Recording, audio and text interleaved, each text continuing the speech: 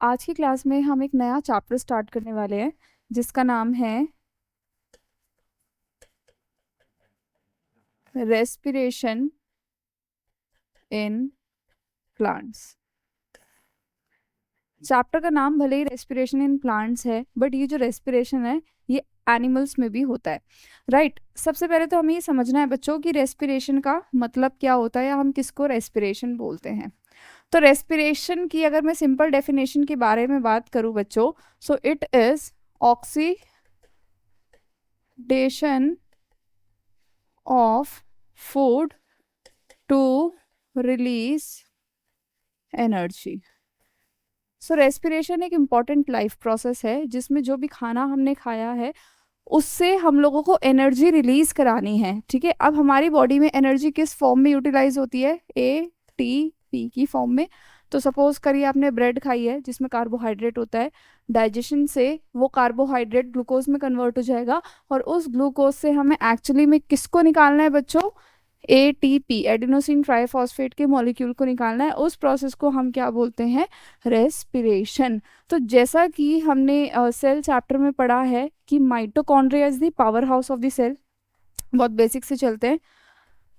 हमेशा से हमने पढ़ा है mitochondria is the powerhouse of the cell, यानी कि ये जो एटीपी सिंथेसिस है इसका कहीं ना कहीं कोरिलेशन है किसके साथ? माइटोकॉन्ड्रिया के साथ। पर ये जरूरी नहीं है बच्चों। अब मैं छोटी सी चीज बताती हूँ कि जो रेस्पिरेशन है ये एक सिंगल स्टेप में नहीं होता। यहाँ पे मेजर 3 साइकिल्स आपको याद करनी होती हैं। ये देखिए, अगर मैं बात करूँ रेस्पिरेशन की, so it occurs in 3 step. जो फर्स्ट स्टेप है दैट इज ग्लाइकोलिसिस, देखते जाइएगा। सेकेंड स्टेप जो है इट इज क्रेब्स साइकिल। अभी नाम याद करिए, आज हम सारे प्रोसेसेस को अच्छे से पढ़ेंगे। And third is the electron transport chain या फिर इलेक्ट्रॉन ट्रांसपोर्ट सिस्टम। तो ये स्टेप्स हैं, इन स्टेप्स के थ्रू ही ग्लाइकोलिसिस, क्रेब्स साइकिल, ETS के थ्रू ही फूड जो है वो क्या करेगा? एनर्जी को रिलीज करेगा। अब क्वेश्चन ये आता है कि मैंने यहाँ लिख दिया that mitochondria is the powerhouse of the cell, लेकिन what about the prokaryotic cell जिनके पास माइटोकॉन्ड्रिया नहीं होता, किस तरीके से वो अपनी एनर्जी को बनाती हैं? तो देखो बच्चों, मैंने बताया कि रेस्पिरेशन जो है इसमें 3 स्टेप्स होते हैं, ग्लाइकोलिसिस, क्रेब्स साइकिल और ETS, जिसमें से ये जो 2 स्टेप्स हैं ये होते हैं आपके माइटोकॉन्ड्रिया में, और जो ग्लाइकोलिसिस है ये ग्लाइकोलिसिस होता है आपका साइटोप्लाज्म में। देखते जाइए, अब कोई भी सेल है तो साइटोप्लाज्म तो उसके पास होगा ही।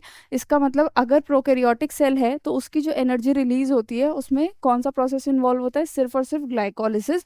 वहाँ पे क्रेब्स साइकिल और इलेक्ट्रॉन ट्रांसपोर्ट सिस्टम जो है वो एब्सेंट होता है, राइट। अब एक और टर्म आती है बच्चों जिसको हम बोलते हैं ब्रीदिंग। तो अक्सर बच्चे ब्रीदिंग और रेस्पिरेशन के अंदर कंफ्यूज हो जाते हैं। तो अभी हम देखते हैं कि what is the difference between breathing and respiration. Note करिए आप लोग इसको।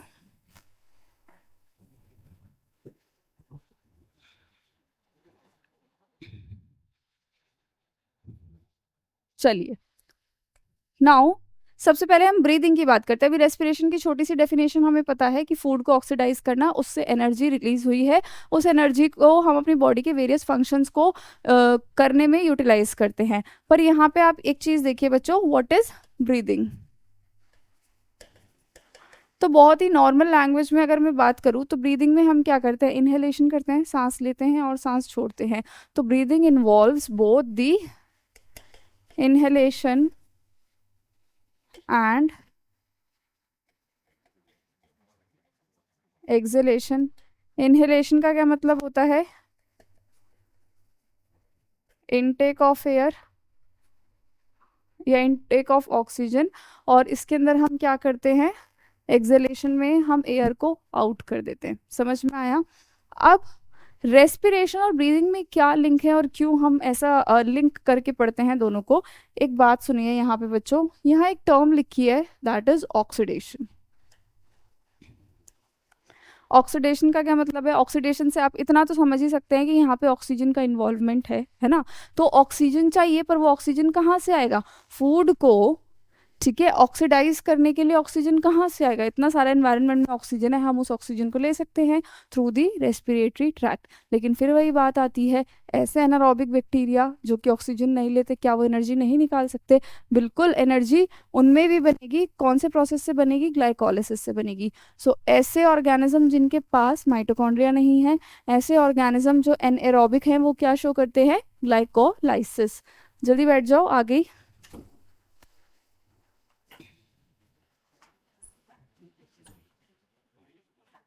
ठीक है,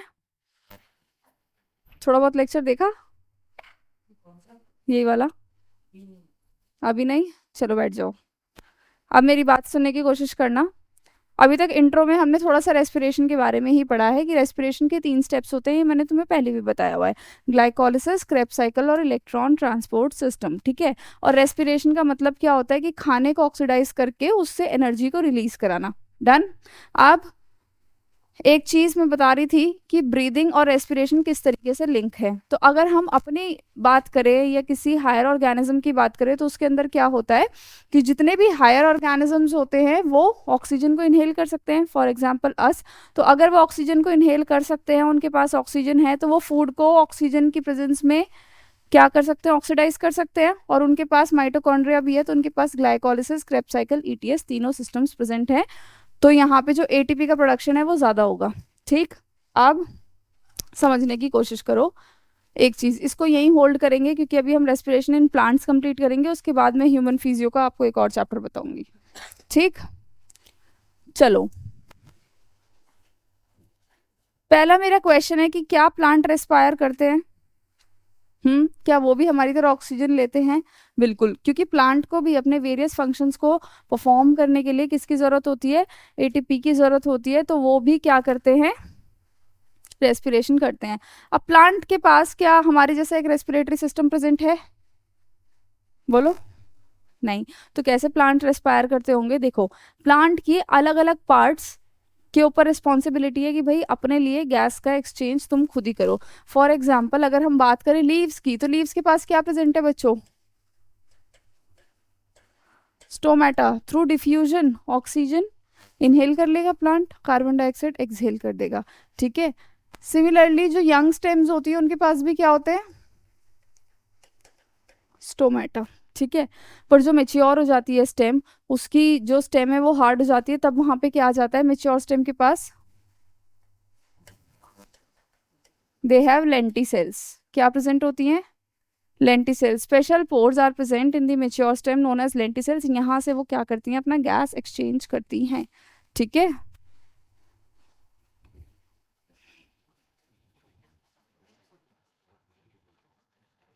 लिख लिया?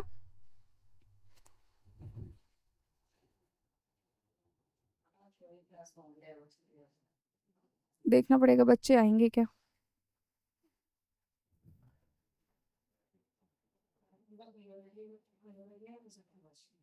बुक में से पढ़ा दूंगी फिर वैसे। चलें आगे। उधर एमटीएससी चल रहा है ना? हम्म, ठीक है, चलो। अब आते हैं हम बुक पे, जहां से एक्चुअली में तुम्हें इस चैप्टर को पढ़ना है। सबसे पहली बात, 11th, ये वाला हमारा हो गया। Do plants breathe? करते ही हैं ब्रीथ, ऑब्वियस सी बात है। तो अब हम यहाँ चलते हैं, ये देखो, बहुत धीरे धीरे से और आराम आराम से चीज़ों को समझेंगे। C6H12O6 किसका फॉर्मूला है? और ये क्या है? Oxygen gas. ठीक है, ये ग्लूकोज कहाँ से आया? मैंने खाने में क्या खाया होगा? कार्बोहाइड्रेट। डाइजेशन से एंजाइम्स के थ्रू वो ग्लूकोज बना। अब इस ग्लूकोज से मुझे एनर्जी चाहिए, तभी तो हम खाना खाते हैं ना, एनर्जी के लिए। अब ये एनर्जी कैसे आएगी? एनर्जी आएगी रेस्पिरेशन से। तो रेस्पिरेशन में क्या होगा? इस ग्लूकोज को ऑक्सीडाइज किया जाएगा और क्या बन जाएगा? कार्बन डाइऑक्साइड, वाटर और एनर्जी। कैसे? ये CO2। देखो, चलो आगे आगे समझाऊंगी मैं तुम्हें कैसा होता है कि किस तरीके से एक एक कार्बन जो है उसको हम कार्बन डाइऑक्साइड की फॉर्म में निकालते रहते हैं। पर एक चीज अगर तुम बहुत ध्यान से देखो, यहाँ पे 6 कार्बन है और यहाँ पे 6 कार्बन डाइऑक्साइड है। तो जितने भी कार्बन्स हैं हमने सबसे क्या निकाल लिया, एनर्जी निकाल रहे हैं हम यहाँ से, ठीक है। इस पूरे ग्लूकोज के मॉलिक्यूल को कंप्लीटली ऑक्सीडाइज किया है, तभी जितने कार्बन है उतना क्या मिल रहा है तुमको, कार्बन डाइऑक्साइड। वाटर मिल रहा है और एनर्जी मिल रही है। एनर्जी किस फॉर्म में मिल रही है बच्चों, ATP की फॉर्म में। अब रेस्पिरेशन पे कुछ क्वेश्चंस आते हैं कि रेस्पिरेशन किस तरीके का प्रोसेस है। तो रेस्पिरेशन किस तरीके का प्रोसेस है, इसके लिए तुम एक ट्रिक याद कर सकते हो, that it is a CEO process. CEO का क्या मतलब है, इट इज कैटाबॉलिक। क्या मतलब होता है कैटाबॉलिक का, कि यहाँ पे चीजों का क्या होना है, ब्रेकडाउन। कैटाबॉलिक मतलब ब्रेकडाउन। देखो टूट गया ना ग्लूकोज, ग्लूकोज टूट रहा है ना, तो कैटाबॉलिक प्रोसेस है। ई का मतलब क्या है कि एनर्जी रिलीज हो रही है, सो इट इज एक्सोथर्मिक। रिलीज हो रही है ना एनर्जी, जहाँ पे एनर्जी देनी होती है वो एंडोथर्मिक होता है, यहाँ रिलीज हो रही है, it is an exothermic process. And third is the oxidative, oxidative process है ये। समझ में आया, आया समझ में। धीरे धीरे समझने की कोशिश करना, मैं पढ़ाऊंगी तुमको आराम से।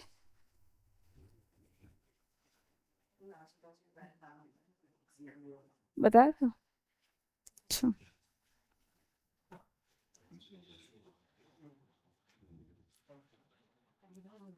लिख लिया, लिख लो।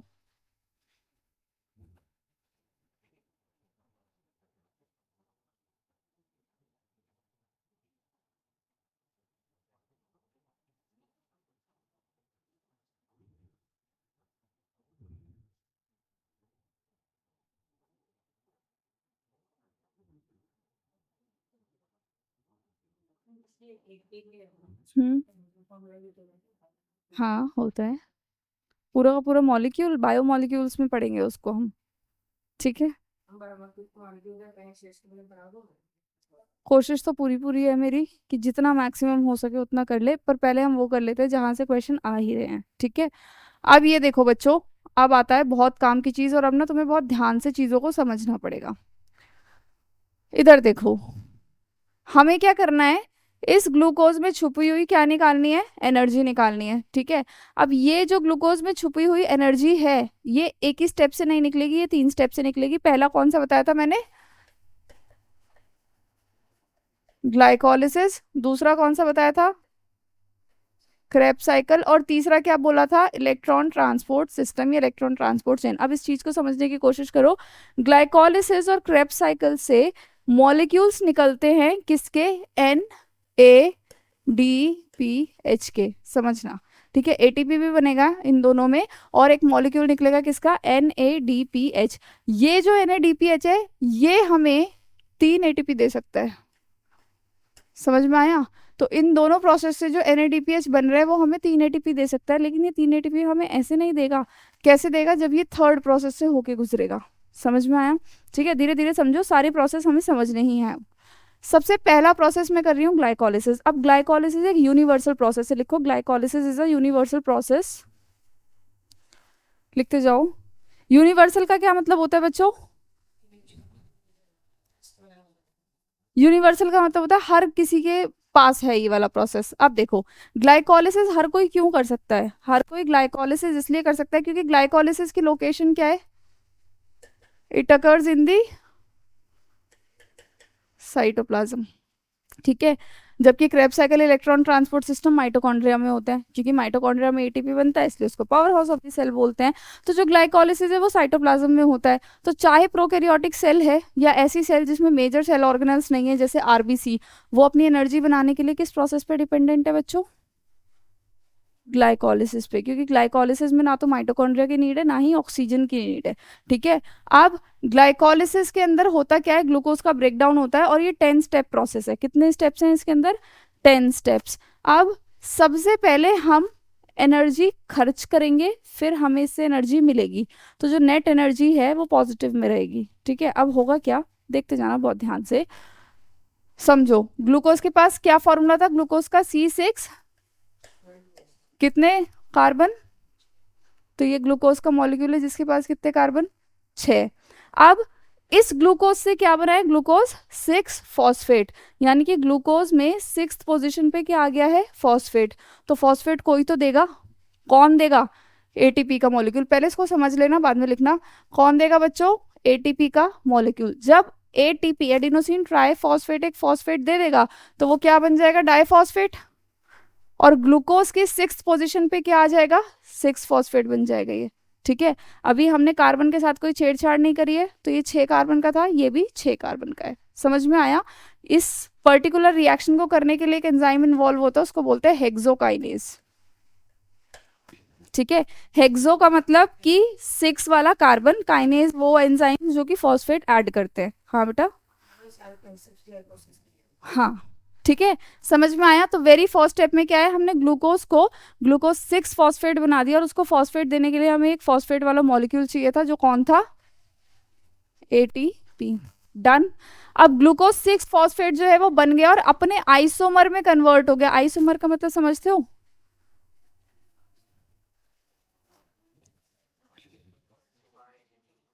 चलो कोई बात नहीं, अपने ही जैसा है। ठीक है, बस कुछ थोड़ा बहुत ही चेंज है।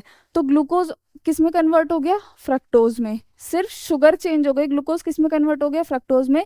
लेकिन 6 पोजीशन पे फॉस्फेट यहाँ भी है, 6 पोजीशन पे फॉस्फेट यहाँ भी है। समझ में आया? सेम ही होता है पर स्ट्रक्चर अलग है। ठीक है, हाँ स्ट्रक्चर अलग है, मतलब शुगर चेंज हो जाती है। जैसे कि कैसे बताऊं, दिखाओ। ऐसे, जैसे ग्लूकोज की शुगर है ऐसे होती है, उसकी ऐसे हो जाती है, ये स्ट्रक्चर चेंज हो जाता है रिंग वाला। ठीक है, तो ग्लूकोज से क्या बना? Glucose 6 phosphate. ग्लूकोज 6 फॉस्फेट से उसका आइसोमर बन गया कौन सा एंजाइम? आइसोमरेज। ठीक है, ज्यादा एंजाइम के नाम भी याद रखने की जरूरत नहीं है, मैं थोड़ा थोड़ा ही बताती जा रही हूँ आपको। ठीक है, तो यहाँ पे हमने लिख दिया कि हेक्सोकाइनेज से क्या हो रहा है बच्चों? ग्लूकोज से ग्लूकोज 6 फॉस्फेट, ग्लूकोज 6 फॉस्फेट से फ्रक्टोज 6 फॉस्फेट। अब क्या है, अब यहाँ पे देखो, फ्रक्टोज 1,6 बिस फॉस्फेट। इसका क्या मतलब है कि अब फ्रक्टोज के 6 पोजीशन पे तो पहले से ही था फॉस्फेट, अब हमने किस पे और ऐड कर दिया बच्चों? फर्स्ट पोजीशन पे। अब कितने फॉस्फेट हो गए? 2 फॉस्फेट। तो अब क्या बोलेंगे उसको? फॉस्फेट नहीं बोलेंगे, क्या बोलेंगे? Bis phosphate. समझ में आया? तो ग्लूकोज किस 6 पोजीशन पे क्या आया? फॉस्फेट, ग्लूकोज 6 फॉस्फेट, ये अपना आइसोमर में कन्वर्ट हो गया फ्रक्टोज 6 फॉस्फेट। फिर से एक एटीपी किस में कन्वर्ट हुआ? एडीपी में। और अब क्या बना दिया उसने? फर्स्ट पे भी फॉस्फेट लगा दिया, बन गया 1,6 बिस फॉस्फेट। पर कार्बन के साथ कोई छेड़छाड़ नहीं है ना, तो अभी भी कितने कार्बन है? 6। बहुत सारे एटीपी है ना पहले से ही प्रेजेंट, वो वाला तो एटीपी बन गया, उसको छोड़ दो। तो अभी तक हमने कितने एटीपी खर्च किए हैं? अभी तक 2 एटीपी, याद रखना। ये ही 2 एटीपी हैं जो पूरी ग्लाइकोलिसिस में खर्च हुए थे, अब एटीपी बनना स्टार्ट होंगे। कैसे स्टार्ट होंगे बनना? ये जो फ्रक्टोज 1,6 बिस फॉस्फेट है, 6 कार्बन का एक कंपाउंड, ये टूट जाएगा 3 कार्बन के 2 कंपाउंड में। एक का नाम है ग्लिसराल्डिहाइड 3 फॉस्फेट। ठीक है, कितने कार्बन का? 3 कार्बन का। दूसरा है डाई हाइड्रोक्सी एसीटोन फॉस्फेट, कितने कार्बन का? 3 कार्बन का। अब इधर देखो, ये दोनों आपस में चेंज हो सकते हैं, तो हम क्या करेंगे, इसी को 2 मॉलिक्यूल मान ले, क्योंकि ये भी अल्टीमेटली कन्वर्ट हो जाता है इसमें। ठीक है, तो अब तुम इसको भूल जाओ और अब ये सोचो कि नीचे जो भी हो रहा है वो कैसा हो रहा है? ट्वाइस। डन। चलें आगे, ये देखो, ग्लिसराल्डिहाइड 3 फॉस्फेट पे कितने कार्बन? 3 कार्बन। अब जब ये ग्लिसराल्डिहाइड 3 फॉस्फेट कन्वर्ट होता है दूसरे मॉलिक्यूल में जिसका नाम है 1,3 बिस फॉस्फोग्लिसरिक एसिड, 1,3 बिस फॉस्फोग्लिसरेट नाम याद करना है, तब एक मॉलिक्यूल बनता है। और किसका मॉलिक्यूल बनता है? Na पॉजिटिव से क्या बन जाता है? NaDH plus H plus. अब ये कितने एटीपी देगा आगे जाके? एक NaDH plus H plus 3 ATP देता है। यहाँ कितने बन गए? 2। तो 2 NaDH प्लस H प्लस बन गए, यानी यहां से तुम्हारे कितने एटीपी कंफर्म हो गए? समझ में आया? कि यानी कि देखो, अभी तक तो 2 खर्च हुए थे और तुरंत एक स्टेप में कितने बन गए? 6 एटीपी। अब क्या होगा?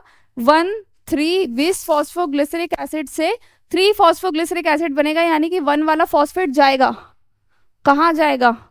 एडीपी। ऊपर वाला एडीपी मान लो, अब उससे क्या बन जाएगा? एटीपी। समझ में आया? अब कितने एटीपी बन गए ये? 2, है ना, क्योंकि ऊपर के मॉलिक्यूल 2। ठीक, अब चलो इसको हटा रही हूं मैं। अब ये देखो, 1,3 बिस फॉस्फोग्लिसरिक एसिड से मैंने बताया 3 फॉस्फोग्लिसरिक एसिड बना, तो एक फॉस्फेट कहाँ चला गया, यहाँ चला गया। अब 3 फॉस्फोग्लिसरिक एसिड से 2 फॉस्फोग्लिसरिक एसिड बना, इसका मतलब क्या है, बस थर्ड पोजीशन पे से सेकंड पोजीशन पे आ गया, कुछ हुआ नहीं है, इसमें आइसोमर है। इसके अभी भी कितने मॉलिक्यूल चल रहे हैं, 2 मॉलिक्यूल। अब इसमें से ना पानी निकाला जाएगा और डबल बॉन्ड बना दिए जाएंगे, तो इसमें से क्या रिलीज होगा बच्चों, वाटर। ठीक है। और क्या मॉलिक्यूल बन जाएगा, फॉस्फो इनॉल पायरुवेट। फॉस्फो का मतलब अभी भी इसके पास फॉस्फेट ग्रुप है, हम एक और बार निकाल देंगे। अब क्या बन, एटीपी। और किसके मॉलिक्यूल बन गए, 2 मॉलिक्यूल ऑफ पायरुविक एसिड। यहाँ पे कहीं भी कार्बन डाइऑक्साइड नहीं निकली ना, तो ये अगर 3 कार्बन का मॉलिक्यूल था ये वाला, तो यहाँ पे भी कितने कार्बन होंगे, 3 कार्बन। तो अल्टीमेटली ग्लूकोज से 2 मॉलिक्यूल ऑफ पायरुविक एसिड बनाने को ही हम क्या बोलते हैं, ग्लाइकोलिसिस। ठीक है। एनर्जी यूज्ड कितनी हुई है, 2 ATP, है ना। स्टार्टिंग के 2 प्रोसेस में कर पाओगे याद इतना सारा, डिफिकल्ट है आई नो, ठीक है, पर करना पड़ेगा, क्या कर सकते हैं। ठीक। तो एनर्जी कितना यूज हो गया, 2, और बनी कितनी देखो, यहाँ से कितने एटीपी बचो टोटल, 6। यहाँ से कितने एटीपी, यहाँ से कितने एटीपी, टोटल कर दो, 6 4 10, तो टोटल कितने बने, और यूज हो गए 2, नेट क्या हो गए, याद रखोगे, 8 ATP। लेकिन उनमें से भी इमीडिएटली हम कौन से यूज कर सकते हैं, सिर्फ 4 ATP ये वाले, और 4 में से भी 2 तो गायब ही हो गए, तो बस नेट हमारे पास यूज करने के लिए फिलहाल अभी 2 ही ATP हैं, क्योंकि ये वाला जब तक इलेक्ट्रॉन ट्रांसपोर्ट सिस्टम में नहीं जाएगा आपको एनर्जी नहीं देगा। ठीक है। अब इसको नोट करो तुम सारी चीजें ना, जितना भी लिखा है, ये बहुत इंपॉर्टेंट है बच्चों, लिखो। किसको, ये ऊपर करते ही ना हट जाएगा, पहले इसको नोट में नोट कर लो, फिर मैं तुम्हें साइकिल दिखा देती हूँ।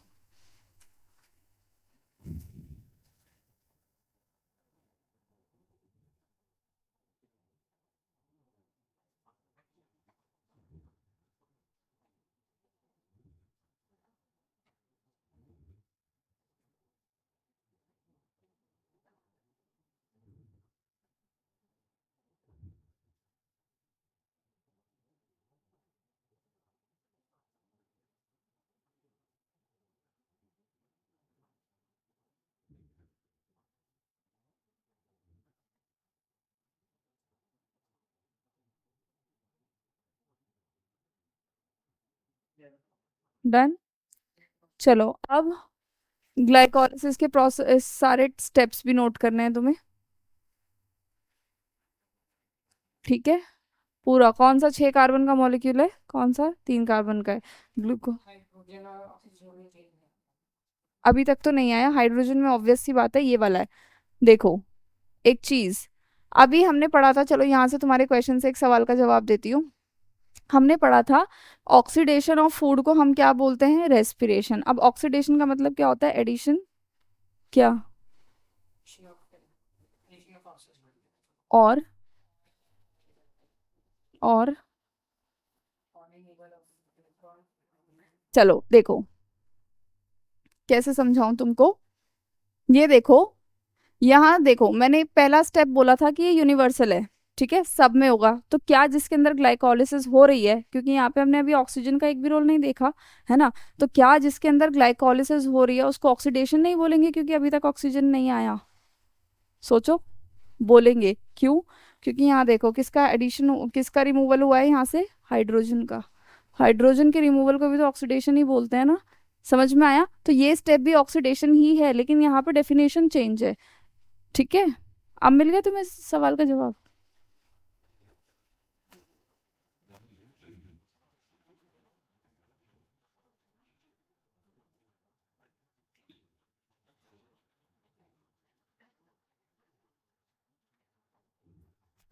जल्दी नोट करना बच्चों, इससे भी खतरनाक साइकिल्स हैं 2।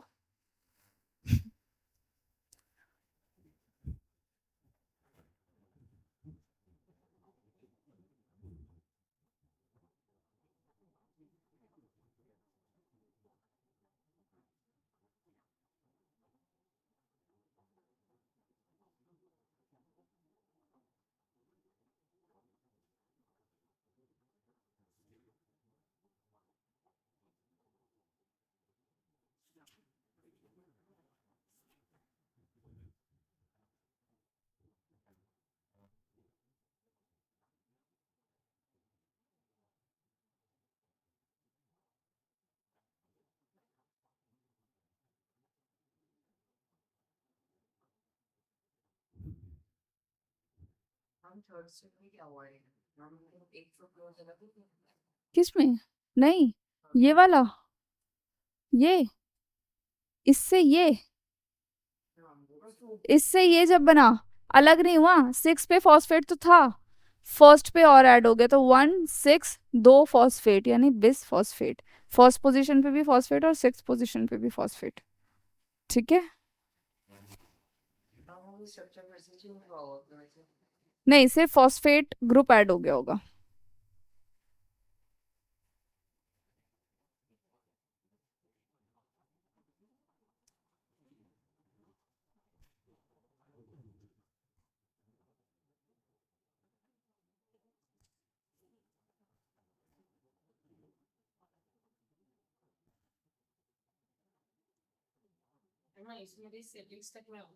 हाँ, जब ग्लूकोज से फ्रक्टोज बना था।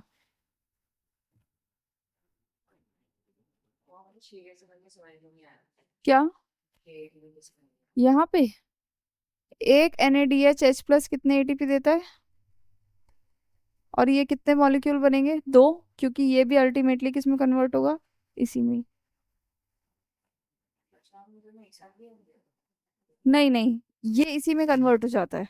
हम्म, चलता रहता है प्रोसेस साथ ही साथ साइमल्टेनियसली।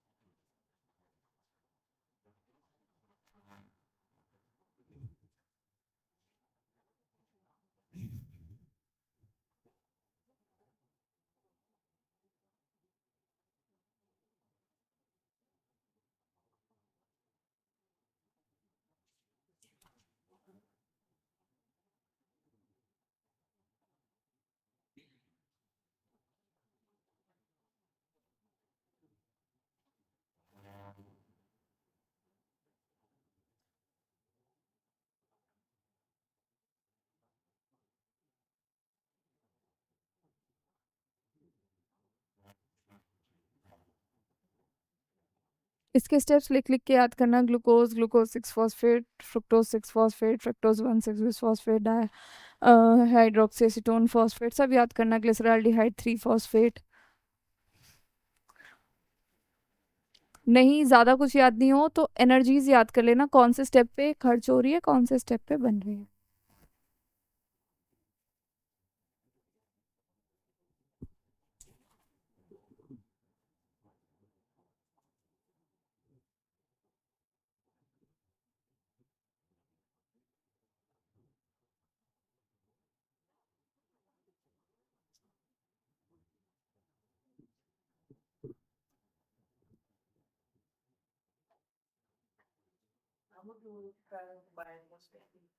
कहाँ पे, दूसरा नाम है इसका,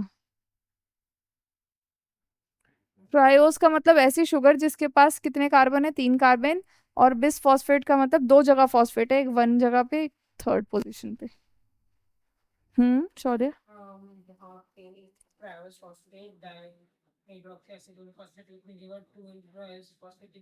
नहीं, पूछा जा सकता है दो मॉलिक्यूल्स कौन कौन से।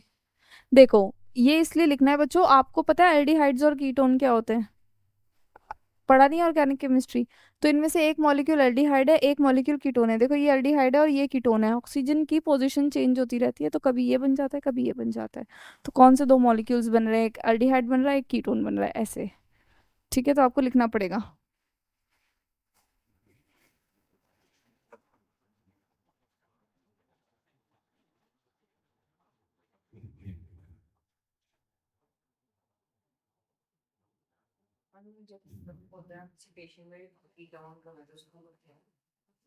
कीटोन, बट जिनको डायबिटीज हो जाती है ना, तो उनमें क्या होता है, उनके बॉडी के अंदर कीटोन बॉडीज की फॉर्मेशन ज़्यादा हो जाती है ग्लूकोज से ही। ठीक है, बहुत सारे प्रोसेस के थ्रू कीटोन बॉडी ज़्यादा हो जाती है, और वो कीटोन बॉडीज क्या होती है, यूरिन में भी निकलने लगती हैं, और बहुत सारी बॉडी के अंदर प्रॉब्लम कॉज करती हैं। जिनको डायबिटीज़ होता है उनको बहुत खतरा होता है उनकी बॉडी में कीटोन बॉडी बनने का।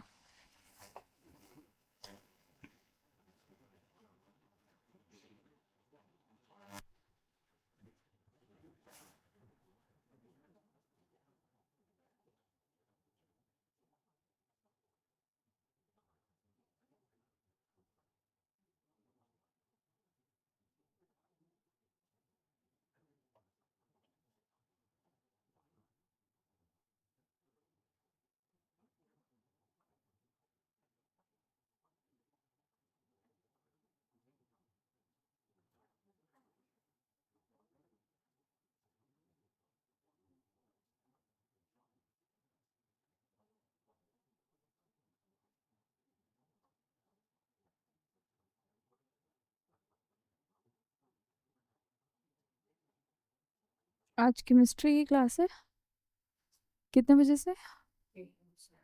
ठीक है, तो तुम लोग यहीं रहोगे ना आप? अच्छा ठीक है, तो मैं भी चलती हूँ फिर उधर ही।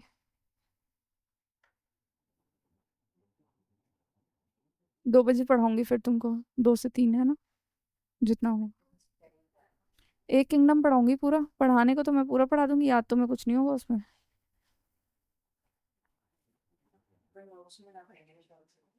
या तो मेरे को एक दिन का टाइम दो, मैं पीपीटी बना देती हूँ, उसमें से पढ़ा दूंगी, और पीपीटी तुम ले लेना जब तुम बोलो। 3 बजे आ जाओगे? पीपीटी बनाने का टाइम दो मुझे, क्योंकि बहुत बड़ा चैप्टर है। हाँ ट्यूसडे को क्या?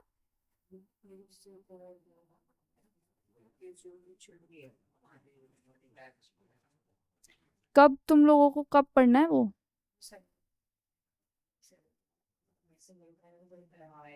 एग्जाम कब है? फ्राइडे ना, तो वीडियोस बना दो, देख लोगे? स्लॉट स्लॉट करके बना, 1 घंटे में नहीं हो पाएगा वो 5 से 6 घंटे का चैप्टर है। ठीक है, तो उसकी वीडियो बनाती हूँ मैं। हम्म।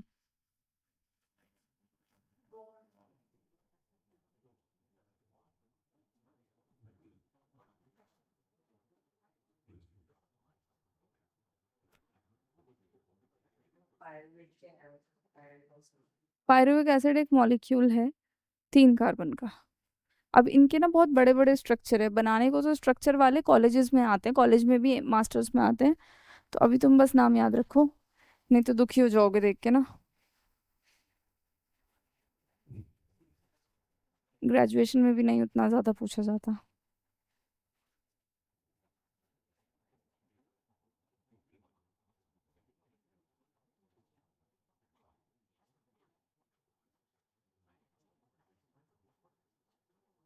लिख लिया? जल्दी जल्दी बच्चों जल्दी।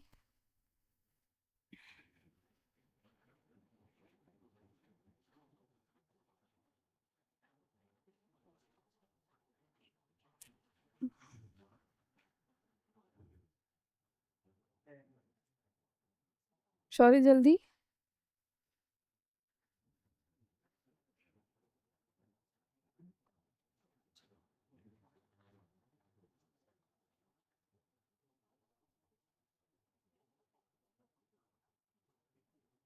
कौन से स्टेप पे हो?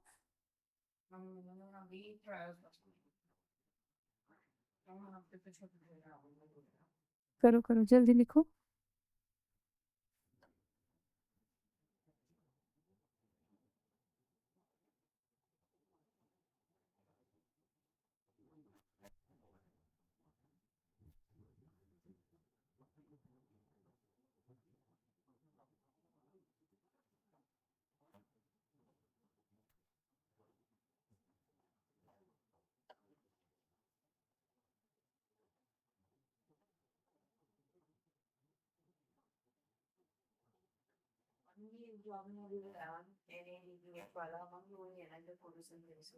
हाँ,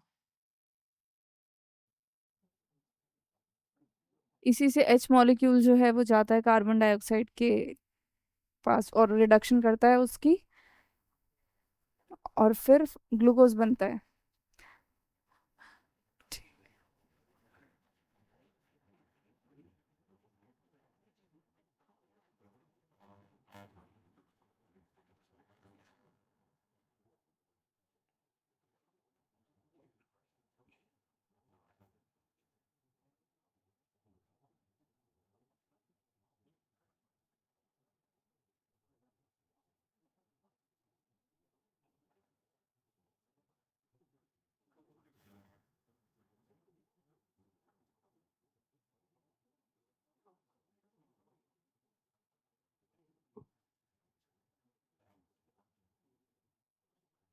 लास्ट स्टेप।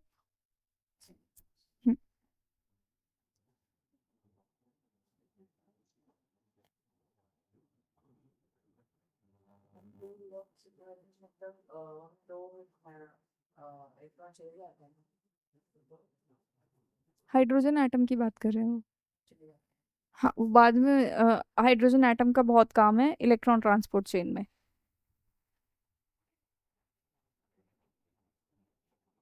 जो भी हमने पढ़ा है वो सारा लैंग्वेज में लिखा हुआ है कि एटीपी दो स्टेप्स में यूटिलाइज होता है। पहला जब ग्लूकोज से ग्लूकोज सिक्स फॉस्फेट बनता है, दूसरा जब फ्रक्टोज सिक्स फॉस्फेट से वन सिक्स बिस फॉस्फेट बनता है, फिर वो स्प्लिट हो जाता है दो मॉलिक्यूल्स में। फिर एक ऐसा, हाँ, फिर एक ऐसा स्टेप आएगा जिसमें NADH प्लस H पॉजिटिव बन जाएंगे NAD पॉजिटिव से, और फिर उसके बाद three phosphoglycerate one three bisphosphoglycerate बन जाएगा। तो ये सारी चीज़ें बस यहाँ पे लिखी हुई हैं, वो आप याद कर लोगे तो ये तो उसमें कुछ भी नहीं है। ठीक। लास्ट में पूछा गया है कि कितने एटीपी मॉलिक्यूल्स जो हैं वो डायरेक्टली सिंथेसाइज हुए हैं, तो डायरेक्टली कितने सिंथेसाइज हुए हैं? नहीं। डायरेक्टली कितने सिंथेसाइज हुए हैं? चार। दो ये रहे और दो ये रहे। लेकिन अगर आपसे नेट जो आप इमिडिएटली यूज कर सकते हो वो कितने हैं? टू। और एक्चुअली में टोटल कितने बने हैं यहाँ पे? 10। लेकिन कितने यूटिलाइज हो गए? दो। तो नेट एटीपी कितना बचा? 8। तो ये सारी चीजें जो है वो आपके दिमाग में क्लियर होनी चाहिए। अब हो गया ये। अब बच्चों, हमने देखा कि ये एक मॉलिक्यूल बन गया जिसका नाम क्या है? डायरेक्टली जो यूटिलाइज कर सकते हैं अभी के अभी तुरंत कौन कौन से? ये वाले और ये वाले। ठीक है, डायरेक्टली ये चार यूज कर सकते हैं क्योंकि ये जब तक ईटीसी में नहीं जाएगा आपको एटीपी नहीं देगा। ठीक है, और जिसमें से दो तो यूटिलाइज ही हो गए हैं। समझ में आया? चलो बच्चों, अब हमारा ग्लाइकोलिसिस से क्या बन चुका है? ग्लाइकोलिसिस से आप देखो एक इंपॉर्टेंट चीज, ये बहुत कुछ समझने का है बच्चों यहाँ, आप समझना ये जो मैं तुम्हें समझा रही हूँ। अब सुनो, जो पायरुविक एसिड का मॉलिक्यूल बना है, पहले इधर देखो जो मैं लिखवा रही हूँ, जो भी पायरुविक एसिड का मॉलिक्यूल बना है इसके तीन फेट हैं। कितने फेट है? तीन फेट की इसके पास क्या क्या होगा? इन केस अगर ऐसी सेल है जिसके पास ऑक्सीजन भी है और माइटोकॉन्ड्रिया भी है तो क्रेब्स साइकिल और इलेक्ट्रॉन ट्रांसपोर्ट सिस्टम हो जाएगा। ठीक है, तो क्या हो जाएगी? सबसे पहला फेट क्या है? Complete oxidation.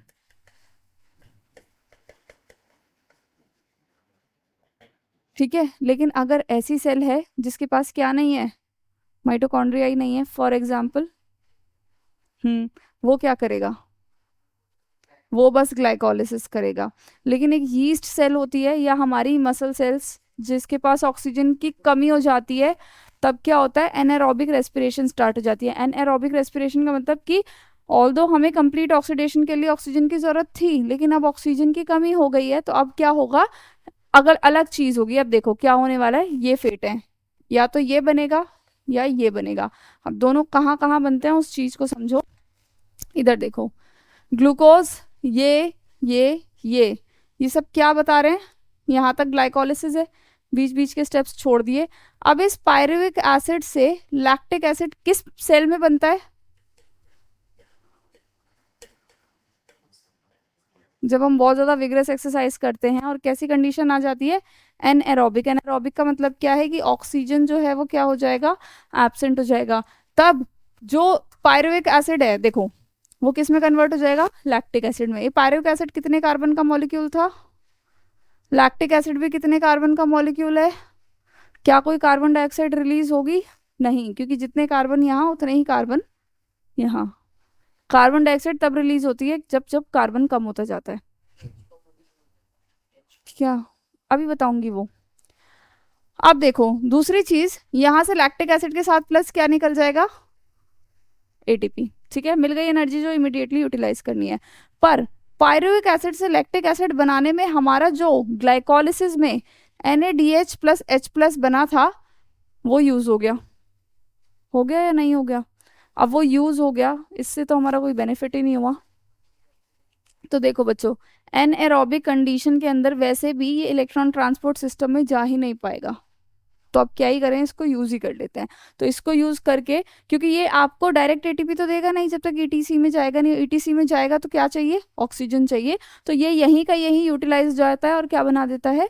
एटीपी। और किसकी फॉर्मेशन कर देता है? लैक्टिक एसिड की, जो कि मसल्स में क्रैम्प और ये सारी चीजें। इसने अपने हाइड्रोजन इस मॉलिक्यूल को दे दिए।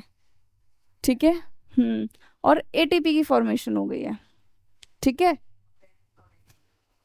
कम एटीपी बनते हैं एनारोबिक में, बहुत कम एटीपी बनते हैं।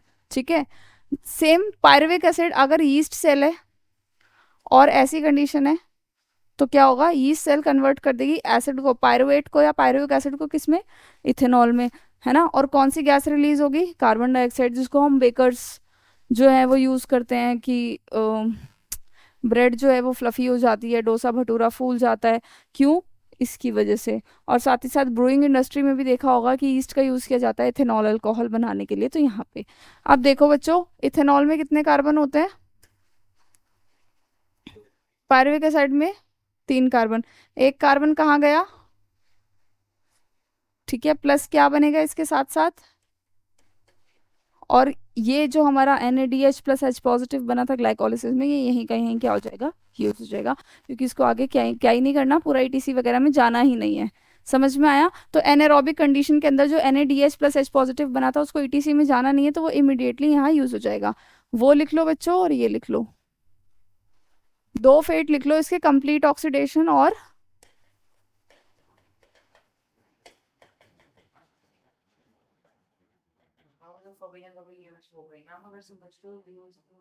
किसका, मतलब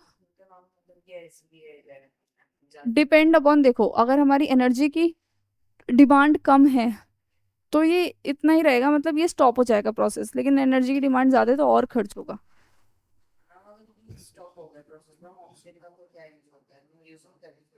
कौन सा प्रोसेस स्टॉप हो गया, ये स्टॉप हो ही नहीं सकता, मेटाबॉलिज्म रिएक्शन थोड़ी स्टॉप हो जाएगी।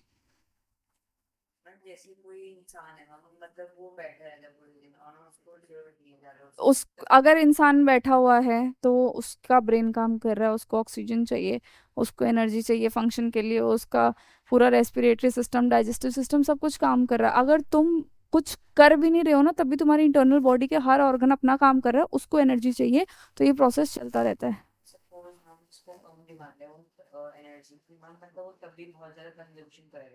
तो फिर स्टोर होने लगेगी ना चीजें, फैट में कन्वर्ट होके। लिख लो इसको बच्चों।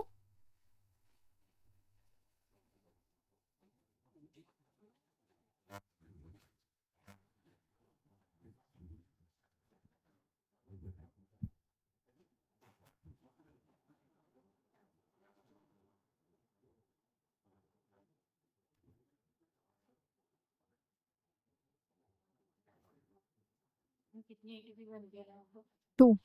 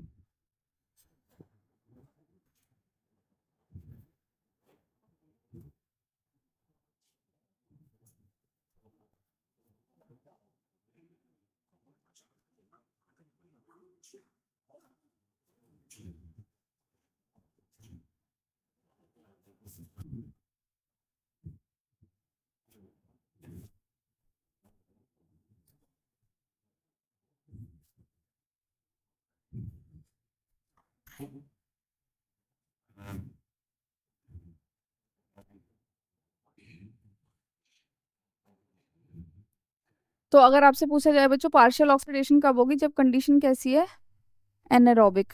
लेकिन अगर ऑक्सीजन प्रेजेंट है फिर तो भाई हमारी क्रेब साइकिल भी होगी और इलेक्ट्रॉन ट्रांसपोर्ट सिस्टम भी होगा।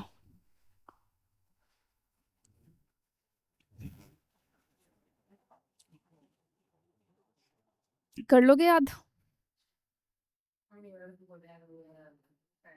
कौन सा,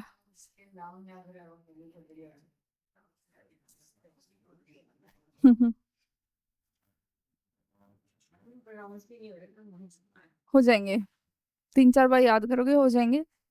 एनर्जी पे ज्यादा फोकस कर लेना, क्वेश्चन मैं तुम्हें बता दूंगी कैसा आता है। लिख लिया अर्नव, चले आगे। तो ये तो बात हुई किसकी बच्चों, पार्शियल ऑक्सीडाइजेशन, है ना, ऑक्सीडेशन की। पार्शियल कब हो रही है, जब या तो ऑक्सीजन की एब्सेंस है ना, और ग्लाइकोलिसिस तक तो सीमित ही है, जब बैक्टीरिया की बात करें जहाँ कोई ऑर्गेनल रिप्रेजेंट नहीं है। आरबीसी, आरबीसी के पास कोई भी मेजर ऑर्गेनल प्रेजेंट नहीं होता, तो उसका एनर्जी डिमांड कैसे फुलफिल होता है? Through glycolysis. ठीक है। अब what if oxygen is present, तो क्या हो जाएगी बच्चों? एरोबिक रेस्पिरेशन, है ना। अब क्रेब साइकिल भी होगी और क्या भी होगा? ईटीसी भी होगा। तो अब देखो, pyruvic acid directly Krebs cycle में एंटर नहीं करता है। ठीक है। पायरुविक एसिड डायरेक्ट किसमें एंटर नहीं करता? क्रेब साइकिल में। तो उसके लिए एक रिएक्शन होती है जो लिंक करती है ग्लाइकोलिसिस को किससे? क्रेब साइकिल से। इस पर्टिकुलर रिएक्शन को क्या बोला जाता है? Link reaction. एक चीज तुम्हें समझनी पड़ेगी कि ग्लाइकोलिसिस हो रही थी किसमें? साइटोप्लाज्म में। लेकिन जो कंप्लीट ऑक्सीडेशन है फूड का, जो एक्चुअली में आपका क्रेब साइकिल है और ईटीसी है, वो कहाँ हो रहा है? माइटोकॉन्ड्रिया में। अब इधर देखो होगा क्या, देखते जाओ। पायरुविक एसिड जो किससे बना? ग्लाइकोलिसिस से। ठीक है। उसमें एक मॉलिक्यूल जोड़ा जाएगा कोएंजाइम ए, याद कर लो, कोएंजाइम ए। पायरुविक एसिड में एक मॉलिक्यूल जोड़ा जाएगा कोएंजाइम ए, किसकी प्रेजेंस में? इंपॉर्टेंट, मैग्नीशियम की प्रेजेंस में और Na पॉजिटिव की प्रेजेंस में। तो यहाँ से हाइड्रोजन और निकाला जाएगा। ठीक है। तो पायरुविक एसिड से एक कार्बन डाइऑक्साइड गया, सुनते जाना बच्चों। तो पायरुविक एसिड में एक कार्बन डाइऑक्साइड कम हो जाएगा, तो अब दो कार्बन का कोई मॉलिक्यूल बनेगा और उस दो कार्बन के मॉलिक्यूल में कोएंजाइम ए भी ऐड होगा। तो पायरुविक एसिड्स के जब कोएंजाइम ए ऐड होगा Na positive magnesium pyruvate dehydrogenase की प्रेजेंस में, तो एसिटाइल कोएंजाइम ए बनेगा, कार्बन डाइऑक्साइड बनेगा और क्या बन गए यहाँ पे तुम्हारे? NaDH plus H positive. कितने बने होंगे ये? पायरुविक एसिड कितना बनता है ग्लाइकोलिसिस से? ये कितने बने टोटल?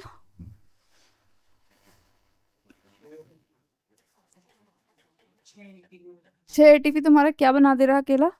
Link reaction. क्या?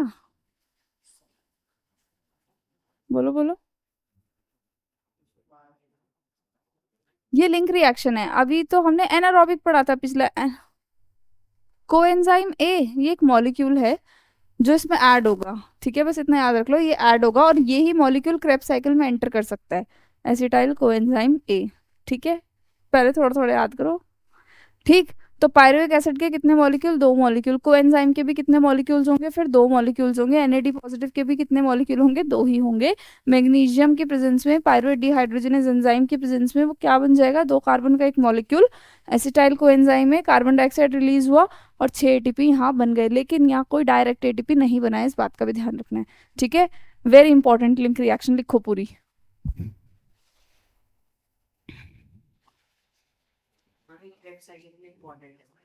हाँ, ये जो एसिटाइल कोएंजाइम ए है ना, ये जो बना है, ये ही मॉलिक्यूल एंटर करेगा क्रेब साइकिल में, यही।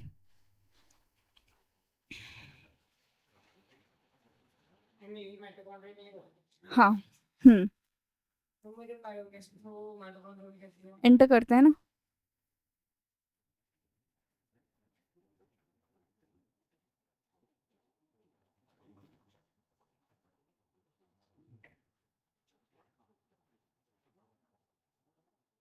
देखो यहाँ पे लिखा भी है, पायरुवेट जो कि ग्लाइकोलिसिस के कैटाबॉलिज्म से बना था, वो एंटर कर जाएगा साइटोसोल से, कहाँ पे? माइटोकॉन्ड्रिया की मैट्रिक्स में। और वहां पे उसके साथ set of couple of reactions होंगी in the presence of pyruvate dehydrogenase और क्या बन जाएगा? Acetyl coenzyme A. ठीक है। क्यों?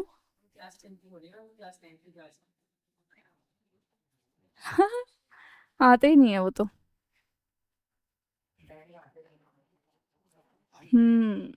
ऐसे ही होता है वैसे ये।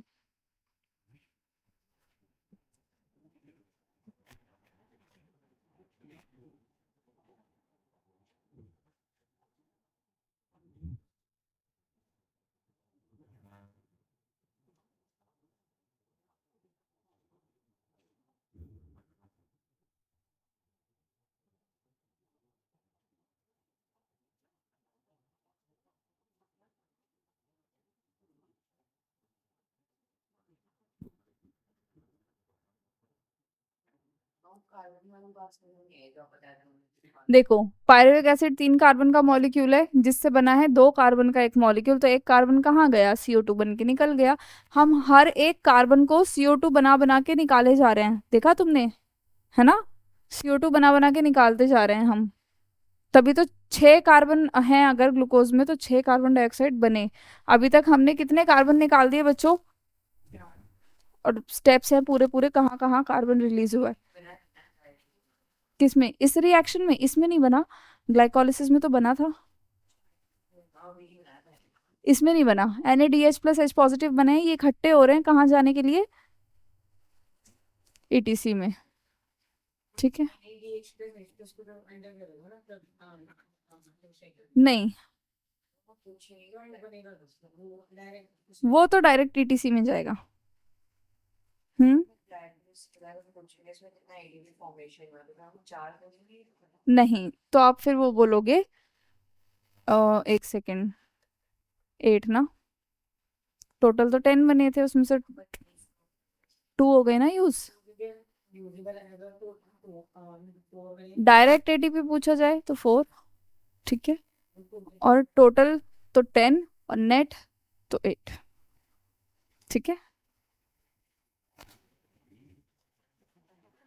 और यहाँ कोई डायरेक्ट ATP नहीं है, यहाँ 2 molecules NADH plus H positive के। सोच तो मैं रही थी आज पढ़ाने के लिए, पर क्योंकि तुम लोगों के लिए बहुत नया है तो बहुत आराम आराम से चल रहे हैं। कोई नहीं, कोशिश करनी है, अब तो इसी मंथ में तुम्हारा ऑलमोस्ट सारा सिलेबस कंप्लीट कराना है।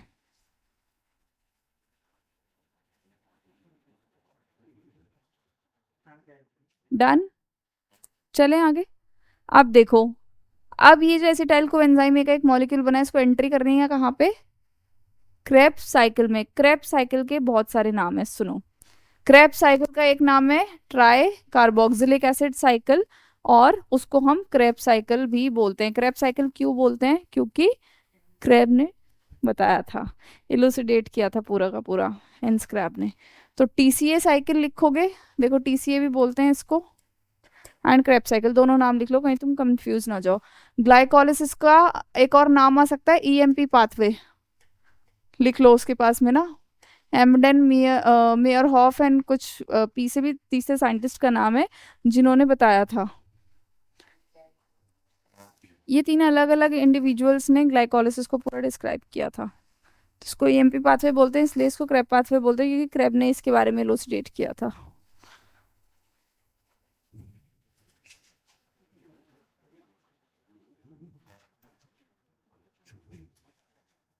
चले आगे। अब देखो क्रेब साइकिल थोड़ी खतरनाक है। ग्लाइकोलिसिस तो सबसे इजी थी, ठीक है। चले आगे। अब देखो,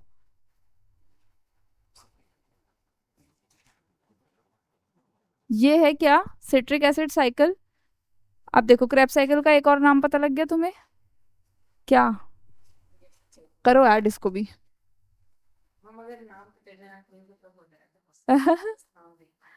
चलो इसको भी ऐड करो। अब 3 नाम बता दिए मैंने, Krebs cycle, try carboxylic acid cycle, या फिर सिट्रिक एसिड साइकिल।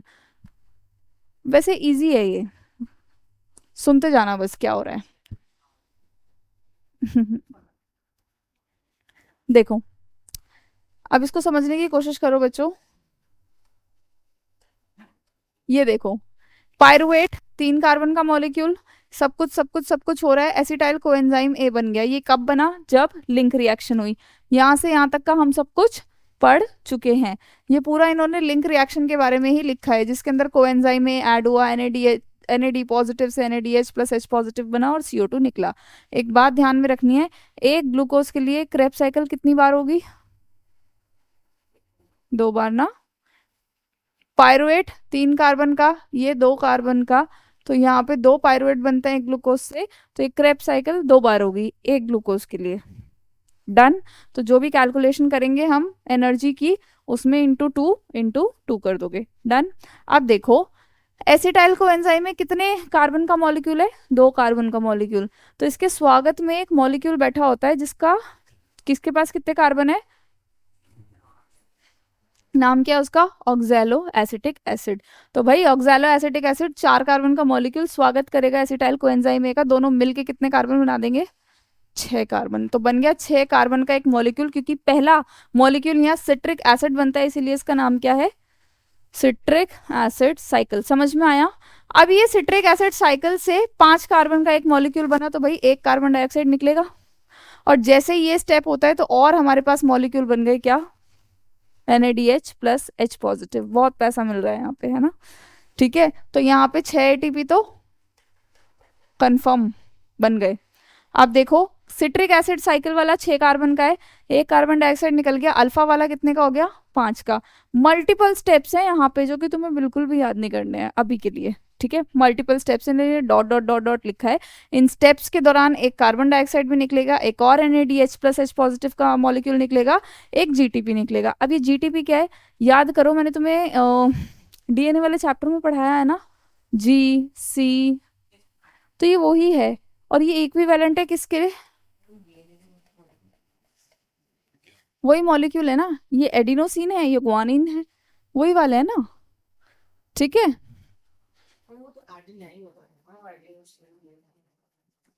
पूरा शुगर फॉस्फेट न्यूक्लियोटाइड न्यूक्लियोसाइड वो बेस है, और ये पूरा ट्राइफॉस्फेट है, ठीक है? ठीक है, सारे सारे मॉलिक्यूल्स यहीं तो होते हैं। पूरा माइटोकॉन्ड्रिया और साइटोप्लाज्म में जो भी आपने खाया है, किसी का DNA खाया होगा या कुछ भी खाया होगा, ये मॉलिक्यूल्स यहाँ पे होंगे, ठीक है? अब इसको आप इक्विवेलेंट मानोगे किसके?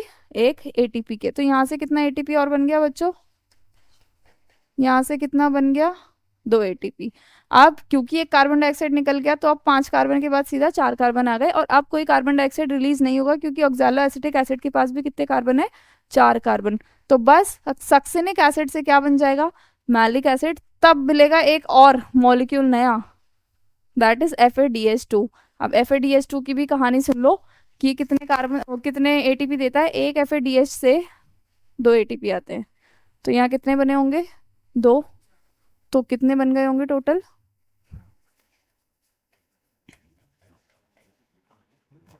ठीक है, कुछ अच्छी खासी एनर्जी बनने वाली है यहाँ, दिख रहा होगा।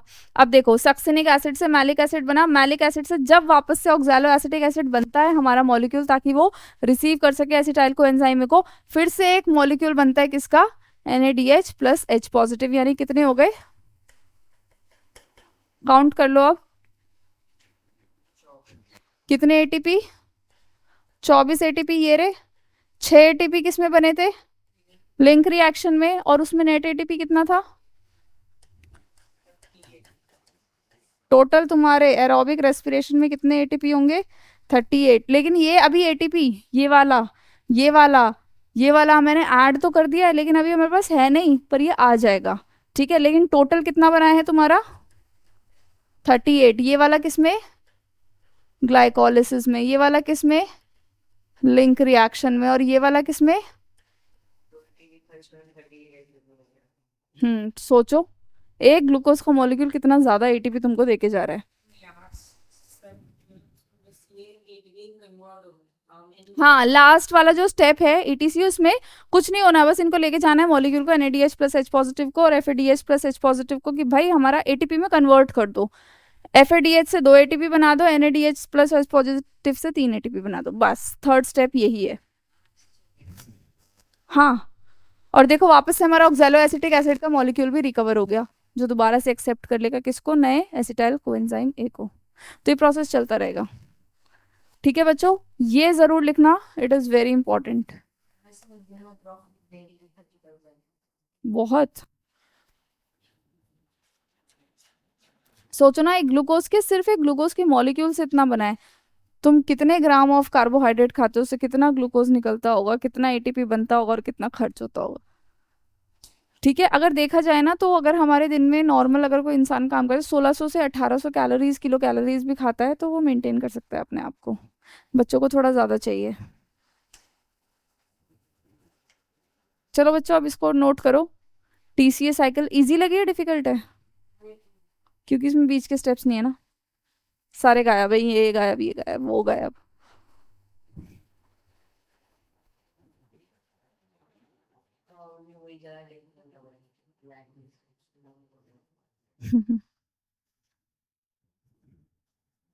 बना लो इसको। फिर एक लास्ट स्टेप है और एक और छोटी सी साइकिल है, खत्म चैप्टर।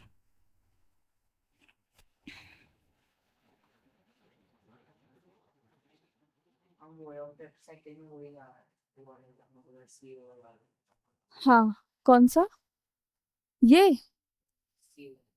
ये लिंक रिएक्शन है ना? पायरुवेट को कन्वर्ट कर दिया एसिटाइल कोएंजाइम में, तो कोएंजाइम में डाला, क्योंकि यहाँ दो कार्बन का मॉलिक्यूल निकालना है, तो एक कार्बन डाइऑक्साइड निकाला, और NAD पॉजिटिव से NADH+H पॉजिटिव बन गया, ऊपर लिंक रिएक्शन है। सोच रही हूँ कि पहले मैं खुद देखूं कि किस तरीके के क्वेश्चंस आते हैं, उतना ही पढ़ाऊं।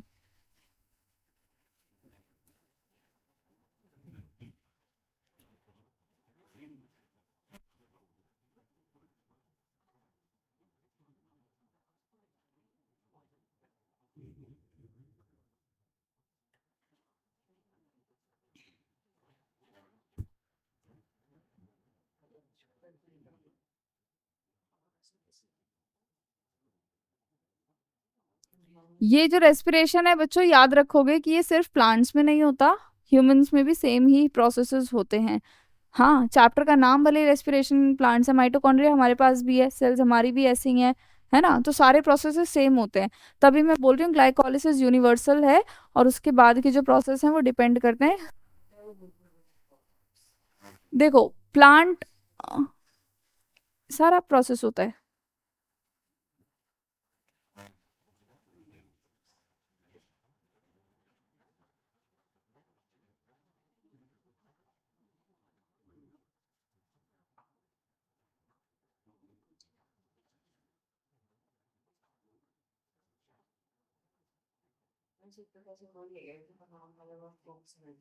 हम्म, सिट्रस फ्रूट्स होते हैं ना।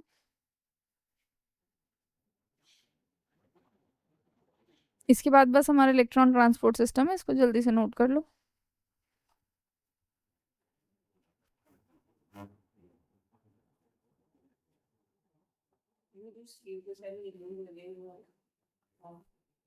हम एक्सेल कर देते हैं। देखो, प्लांट जो है इस CO2 को यूज कर लेगा, फिक्स कर लेगा फोटोसिंथेसिस के लिए, और हम लोग CO2 को एक्सेल कर देंगे। अब तुम अगले प्रोसेस में देखोगे ETC में कि ऑक्सीजन की नीड क्यों है। ठीक है, और हम हमेशा बोलते हैं ना कि अगर हमारी सेल वर्क करती है तो वो कार्बन डाइऑक्साइड प्रोड्यूस करती है। वो कहाँ से हो रहा है प्रोड्यूस? ये रहा। हमारे पास पूरा रेस्पिरेटरी सिस्टम है इस कार्बन डाइऑक्साइड को एक्सेल करने के लिए और ऑक्सीजन को इनहेल करने के लिए। पर प्लांट्स में स्टोमेटा और लेंटिसेल्स इन सब के थ्रू ही हो जाता है।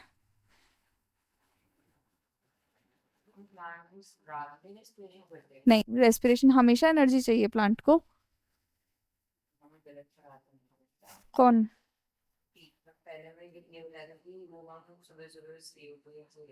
नहीं, उन्होंने ये बताया होगा, देखो दिन में फोटोसिंथेसिस भी होती है और रेस्पिरेशन भी, दोनों चल रहा होता है। फोटोसिंथेसिस का जो वो होता है ना, लाइक क्या बोलूं, फोटोसिंथेसिस से ऑक्सीजन का जो प्रोडक्शन का अमाउंट है वो ज़्यादा होता है एज कम्पेयर टू जो रेस्पिरेशन से कार्बन डाइऑक्साइड प्रोड्यूस हो रहा है। तो दिन में बोला जाता है कि प्लांट ऑक्सीजन रिलीज कर रहे हैं, वो नेट की बात करते हैं। अब रात में फोटोसिंथेसिस बंद हो गया, ऑक्सीजन तो रिलीज होना बंद हो गया, लेकिन कार्बन डाइऑक्साइड तो एक्सेल करेगा ही ना, क्योंकि रेस्पिरेशन तो कर रहा है। इसीलिए प्लांट के, बड़े प्लांट के नीचे नहीं सोना चाहिए। तो ऐसा उल्टा बोलते हैं लोग, पता नहीं कुछ भी बोल देते हैं, पर रेस्पिरेशन हमेशा चलता रहता है।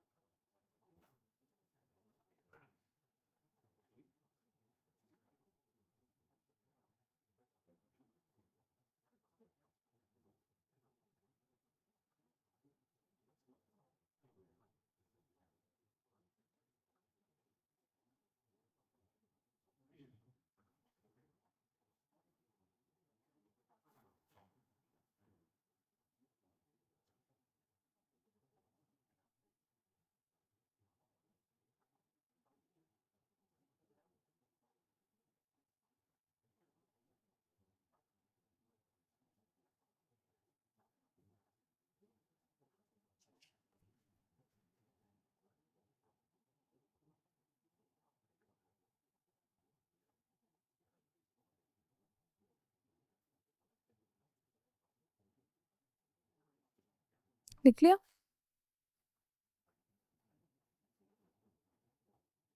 लोकेशन पूछे कोई क्रेब्स साइकिल की, जैसे ग्लाइकोलाइसिस कहाँ हो रही थी, ये होती है माइटोकॉन्ड्रिया के मैट्रिक्स में। याद है मैट्रिक्स कहाँ है? ठीक है, तो ये कहाँ हो रही है? Matrix of mitochondria. हाँ, अब हमारे पास क्या बचा है देखो, सब कुछ यूज हो गया देखा जाए तो, कार्बन वार्बन सब कुछ चले गए। दो एसिटाइल कोएंजाइम के पास दो कार्बन थे, एक यहाँ रिलीज हो गया एक यहाँ रिलीज हो गया, सब कुछ खत्म हो गया ग्लूकोज का मॉलिक्यूल। लेकिन अब हमारे पास क्या बचा है? NADH plus H positive, NADH plus H positive, FADH2। अब इनसे जो छुपे हुए ATP है वो हम लोग निकालेंगे, उसके लिए थर्ड स्टेप है ना? तो अब थर्ड स्टेप कौन सा है बच्चों? क्या? ये इसी का नेट रिएक्शन लिखा हुआ है, लिखना है लिख लो। पायरुविक एसिड में 4 NADH प्लस H पॉजिटिव, इसमें लिंक रिएक्शन को भी ऐड कर दिया है। नेट रिएक्शन देख लेंगे अगर लिखा होगा तो।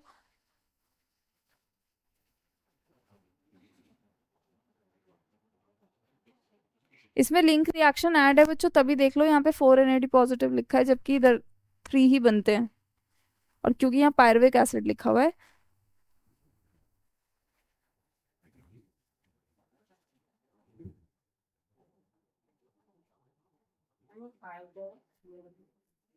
वो इनऑर्गेनिक फॉस्फेट जो इसमें ऐड होगा और ATP बनाएगा।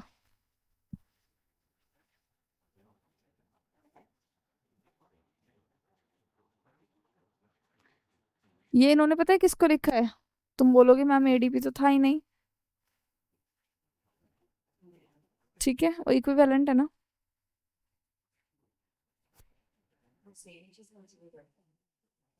क्योंकि एक GDP से एक ही ATP मिलता है, तो आप उसको इक्विवेलेंट कर सकते हो।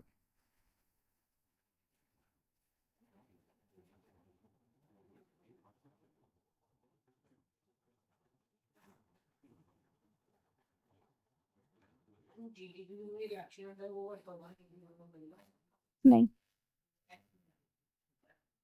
डन, लास्ट स्टेप बचा है, उसके बाद ये खत्म। This is the last step. सुनो अब, हाँ, तो इसलिए मैं उतना डिटेल में पढ़ाऊंगी भी नहीं, उतना बताऊंगी कि तुम्हें तुम्हारा काम बन जाए, ठीक है? अब मेरी बात सुनो, ये मैट्रिक्स है माइटोकॉन्ड्रिया की। देखो, माइटोकॉन्ड्रिया डबल मेम्ब्रेन वाला होता है, ये उसकी क्या है? मैट्रिक्स। ये इनर मेम्ब्रेन, ये आउटर मेम्ब्रेन, ये दोनों के बीच का स्पेस, समझ रहे हो? ये रही मैट्रिक्स, ये रही इनर मेम्ब्रेन, यहाँ कहीं होगी आउटर मेम्ब्रेन, और ये उन दोनों के बीच का स्पेस। तो अगर इलेक्ट्रॉन ट्रांसपोर्ट सिस्टम पूछा जाए भाई किधर है, इनर माइटोकॉन्ड्रियल मेम्ब्रेन में लिखो, इलेक्ट्रॉन ट्रांसपोर्ट चेन में लिखो, electron transport chain is present in the inner mitochondrial membrane लिखो। लोकेशन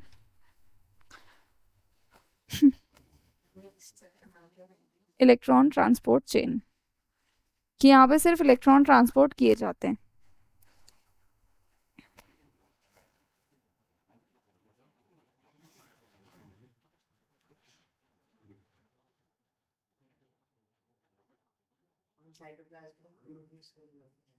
हाँ, देखो, सबसे पहले इस पूरे सिस्टम में 5 कॉम्प्लेक्स होते हैं। कितने कॉम्प्लेक्स होते हैं बच्चों? 5। कॉम्प्लेक्स 1, कॉम्प्लेक्स 2, कॉम्प्लेक्स 3, कॉम्प्लेक्स 4 और कॉम्प्लेक्स 5। तुम्हें सब कॉम्प्लेक्स के नाम याद होने चाहिए। स्टेप्स, हाँ, कि मतलब पहले क्या क्या होने वाला है। देखो, कॉम्प्लेक्स 1 सबसे ऊपर होता है, फिर आता है कॉम्प्लेक्स 3। 2 जो होता है वो 3 के बाद में प्रेजेंट होता है, ठीक है? सो कॉम्प्लेक्स 1, 3, 2, 4 और लास्ट में है कॉम्प्लेक्स 5।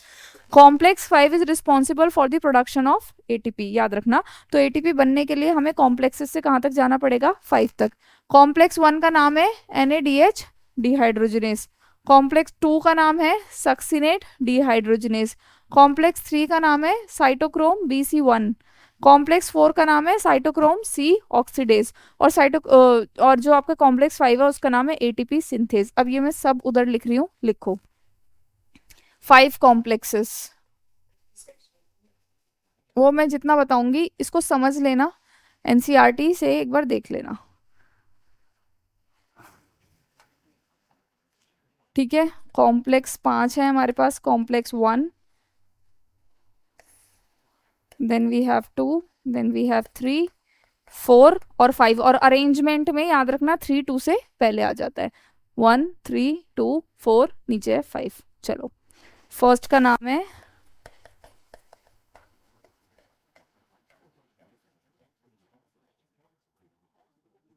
NADH dehydrogenase. क्या ये वही वाला है?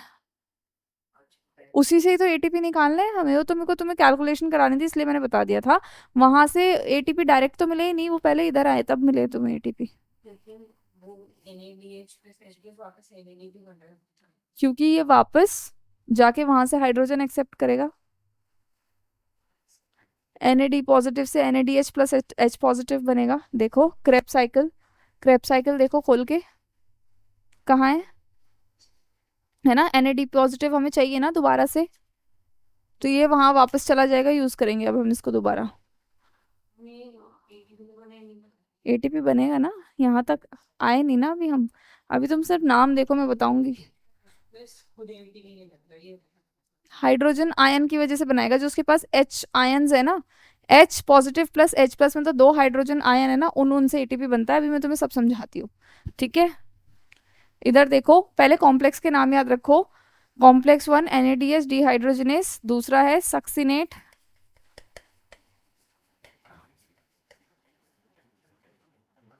डिहाइड्रोजनेस, तीसरा जो है साइटोक्रोम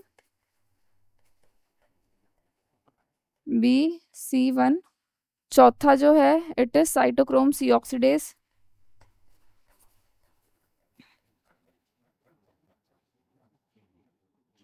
और जो तुम्हारा पांचवा है इट इज ATP सिंथेज। पहले इनके नाम याद करो, फिर मैं आगे की तरफ अभी तुम्हें बताती हूँ। इसको लिख लो पहले। हाँ, BC1।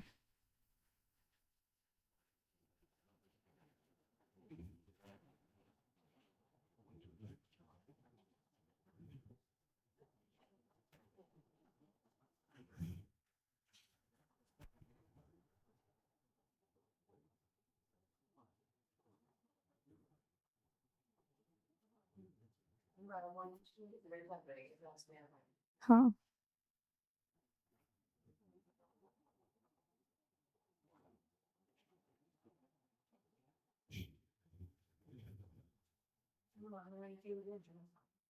सबके स्ट्रक्चर वो इतना इम्पोर्टेंट भी नहीं है, मतलब इस पॉइंट ऑफ व्यू से तो हो सकता है कि वो ना भी पढ़ाया जाए। लिख लिया, मिटा दूं अब मैं इसको, क्योंकि हो गया। लिख लो लिख लो। तुम वहां क्यों लिख रहे हो, आगे क्यों नहीं लिख रहे? कॉपी उल्टा सीधा क्यों लिख रहे हो? अच्छा ठीक है।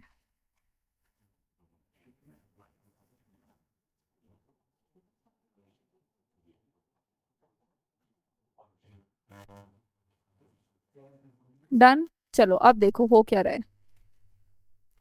हमें क्या करना है बच्चों, ये जो हमारे NADH प्लस H पॉजिटिव के पास हमारा छुपा हुआ क्या है, ATP, हमें उसको लेना है। अब क्या होता है बच्चों, कॉम्प्लेक्स 1 के पास तुम्हारा NADH प्लस H पॉजिटिव गया और खुद क्या दे दिया उसने, ये 2 इलेक्ट्रॉन दे दिए, ठीक है। और ये खुद किस में कन्वर्ट हो गया, NAD पॉजिटिव में। इस NAD पॉजिटिव को फर्दर यूटिलाइज किया जा सकता है। अब ये जो 2 इलेक्ट्रॉन गए हैं बच्चों, ये इलेक्ट्रॉन किधर किधर जाएंगे, इधर देखते जाओ। FMN के पास जाएंगे, FES के पास जाएंगे, यानी इलेक्ट्रॉन जो है वो घूमे जा रहे हैं, घूमे जा रहे हैं, घूमे जा रहे हैं। मैं तुम्हें उतना नहीं बता रही क्योंकि याद भी नहीं होगा। बस जैसे जैसे इलेक्ट्रॉन्स ऐसे मूव करते हैं तो होता क्या है कि ये हाइड्रोजन आयन जो है ये पंप हो जाते हैं इधर की तरफ। किधर की तरफ, इनर मेम्ब्रेन स्पेस की तरफ। क्या याद करना है कि जैसे ही ये NADH प्लस H पॉजिटिव से NAD पॉजिटिव बनता है, इलेक्ट्रॉन दे दिए जाते हैं इलेक्ट्रॉन कैरियर्स को, और जिसकी वजह से हाइड्रोजन आयन उधर पंप कर दिए जाते हैं। कैसे क्यों हमें नहीं जानना, ठीक है। कितने हाइड्रोजन पंप किए जाएंगे, 4। सेम इधर भी कितने पंप किए जाएंगे, 4, 2। अब मेरे को तुम्हें समझाना क्या है एटीपी कैसे बन रहा है, ठीक है, क्योंकि ये मॉलिक्यूल्स के नाम तुमसे नहीं पूछे जाएंगे।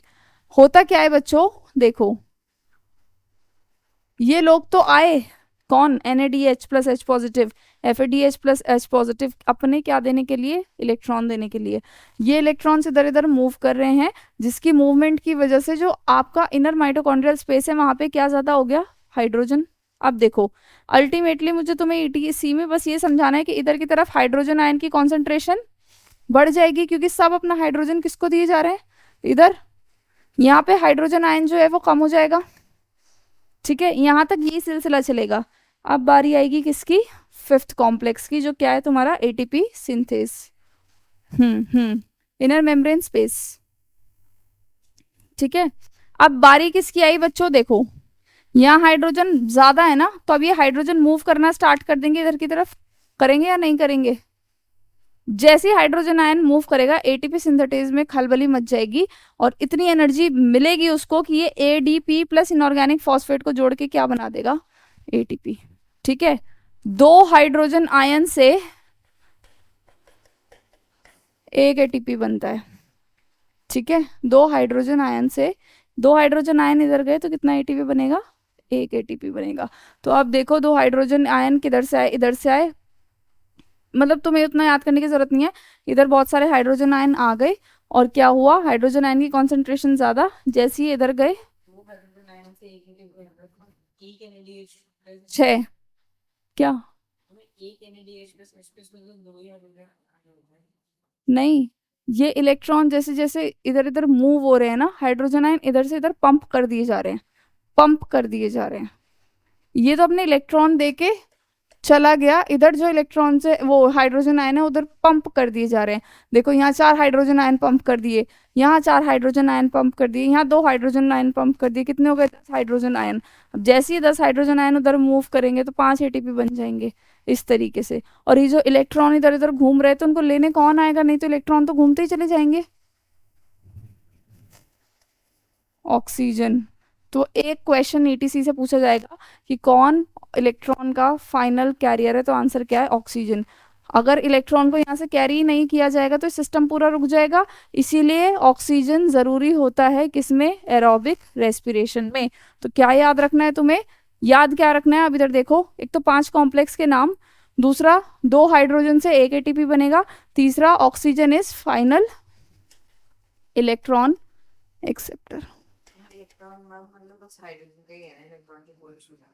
हाँ, बस ये 3 चीज तुम्हें ETC में याद रखनी है, कर लोगे, इससे ज्यादा मैं तुम्हें पढ़ा भी नहीं रही, BC1 FES साइटोक्रोम BC1 कुछ नहीं पढ़ा रही, कर लोगे क्या होगा उसमें। देखो तुम्हें ऐसा लग रहा होगा, लेकिन FADH2 यहाँ से एंटर करता है, NAD तो यहाँ आता है, FADH2 यहीं आता है।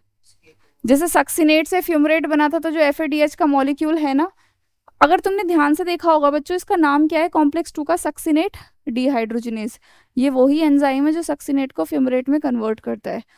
तुरंत ही FAD निकला, इस कॉम्प्लेक्स से पास हुआ, इसने हाइड्रोजन पंप कर दिया।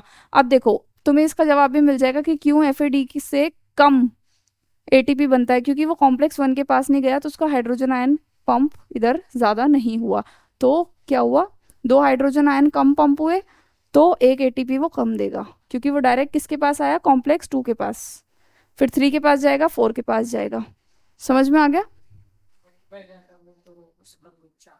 उसका भी हाइड्रोजन आयन काउंट होता, पर 1 के पास जाता ही नहीं है। FAD सीधा कॉम्प्लेक्स 2 के पास जाता है, NAD जाता है 1 के पास। लेकिन क्योंकि ना ये जो पर्टिकुलर रिएक्शन होती है, इसकी लोकेशन दूसरी होती है, इनर माइटोकॉन्ड्रियल ये वाली मेम्ब्रेन होती है, और जबकि वो सारी रिएक्शंस कहाँ चल रही हैं, मैट्रिक्स में, ऐसे, ठीक है। हाँ हो रहा है, दिखा नहीं रखा है, हो रहा है,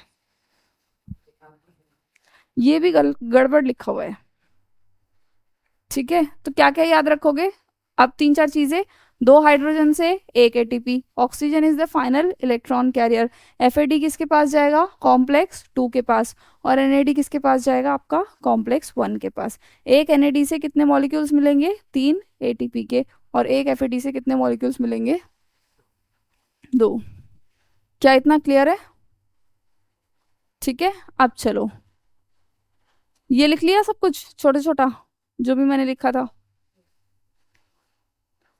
अब ये देखो, देखो यहाँ पे दिखाया हुआ है, ये रहा। इधर हाइड्रोजन आयन बहुत ज़्यादा हो गए, ये कॉम्प्लेक्स 5 है। कॉम्प्लेक्स 5 में मैंने तुम्हें माइटोकॉन्ड्रिया का जब स्ट्रक्चर पढ़ाया था, मैंने F0 F1 पार्टिकल भी बताए थे। ये रहा F0 पार्टिकल, किस में है आपके इनर माइटोकॉन्ड्रियल मेम्ब्रेन में? F1 पार्टिकल जो है वो मैट्रिक्स की तरफ, ये रहा।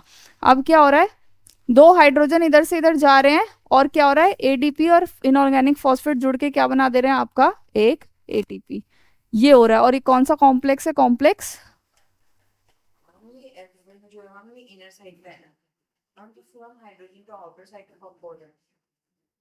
माइटोकॉन्ड्रियल मेम्ब्रेन की जो बीच का स्पेस है उधर, वो कंफ्यूजिंग है दिखने में। देखो यहाँ लिखा है ना इनर माइटोकॉन्ड्रियल मेम्ब्रेन, तो यहाँ कहीं आउटर माइटोकॉन्ड्रियल मेम्ब्रेन होगी, और ये क्या है, दोनों के बीच का स्पेस। और ये क्या है, अब समझे? बना लो इसको। बनाओ बनाओ इसको। हाँ इसको बना लो, एक कुछ तो बनाओगे एटीसी में।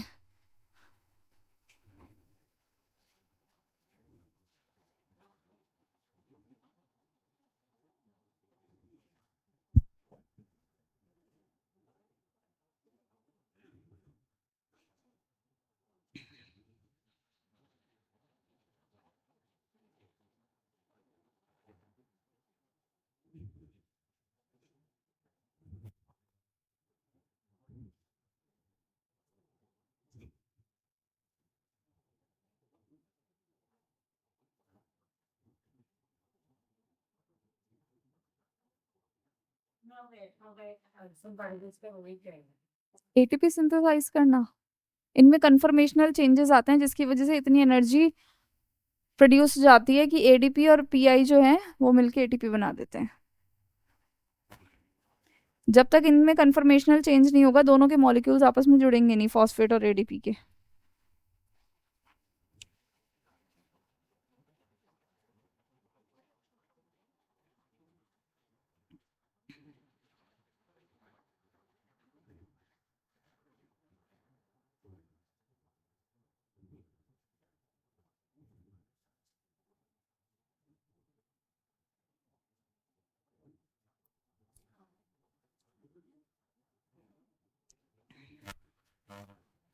लिख लिया?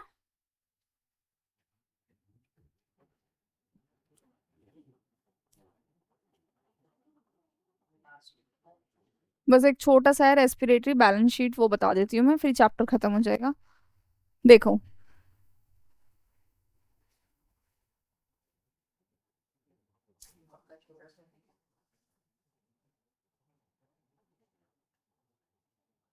अच्छा, ये बैलेंस शीट की ज्यादा बताने की जरूरत भी नहीं है, ये मैंने तुम्हें बता ही दिया है, पूरा का पूरा लिख लिया ना तुमने। कितने, हाँ हाँ हाँ हो गया ये वाला तो, कितना क्या बन रहा है। चलो अब इधर देखो, हमारी बुक में लिखा है कि जो respiration it is an amphibolic pathway. Amphibolic का मतलब है कि टूटने के साथ साथ उसमें कुछ बन भी रहा है। कैसे बन रहा है, कि जो ग्लाइकोलिसिस के जो प्रोडक्ट हैं, जो क्रैब साइकिल के जो बीच बीच के प्रोडक्ट हैं, वो कुछ और भी बना सकते हैं। फॉर एग्जाम्पल, हम खाने में क्या खाते हैं बच्चों? फैट खाते हैं, कार्बोहाइड्रेट खाते हैं, प्रोटीन खाते हैं।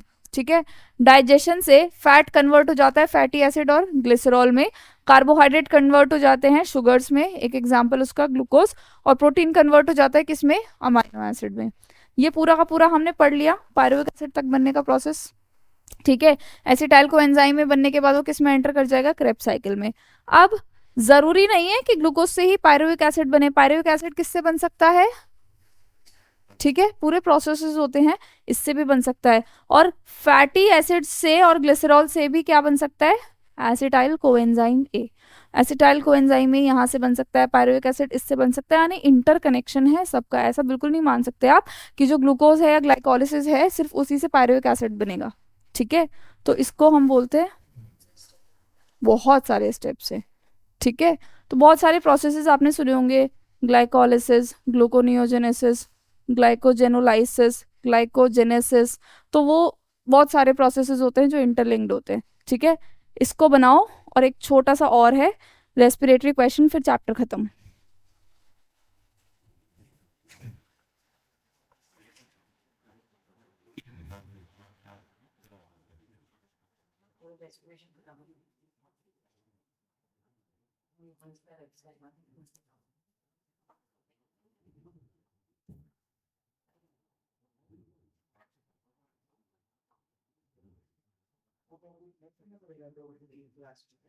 वो तो आसान है।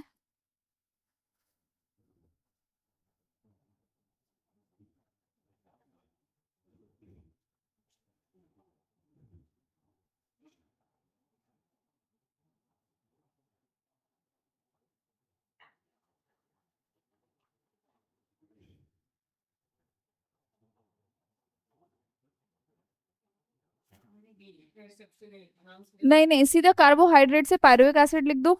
सीधा कार्बोहाइड्रेट से आप सीधा पायरुविक एसिड चले जाओ, फिर ये देख लो कि अमाइनो एसिड पायरुविक एसिड बनाते हैं और फैटी एसिड ग्लिसरॉल जो है वो एसिटाइल कोएंजाइम में बनाते हैं।